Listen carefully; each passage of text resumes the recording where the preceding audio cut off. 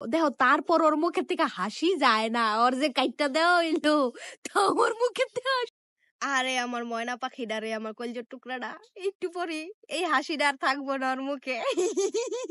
একটু পর ওর কেটে দেওয়া হবে, কেটে দেওয়া। আরে তোমার ফিলিংস কেমন এখন? একটু পর যে তোমাকে কেটে দেওয়া হবে, তোমার ফিলিংসটা কেমন বলো?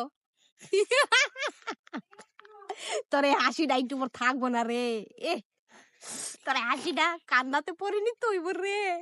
আহারে গাইস, দেখো আমার ময়না পাখিটার বর্তমান অবস্থা দেখছো, দেখো তারপর ওর মুখের থেকে হাসি যায় না, ওর যে কাইটটা দেওয়া হইলো তো ওর মুখের থেকে হাসি যায় না।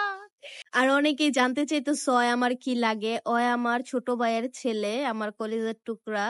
ও আমার ছোট ভাইয়ের ছেলে, মানে আমারই ছেলে, বুঝছো? তো অনেকে আবার বলতেছে এটা আমার ভাই। আরে না, আমার ভাই সবগিরি বড় বড়, ওর মতো পিচ্ছি একটাও নাই গা, সবগিরি বড় বড় ভাই আমার। তো গাইস, এই পিচ্ছিটার জন্য সবাই দোয়া কইরো, বেচারা অনেক কষ্টে আছে, এতক্ষণ অনেক কাঁদছে। যেই আমি ভিডিওটা অন করছি ওর মুখের ভিতরে হাসি করতে জেনে পড়ছে।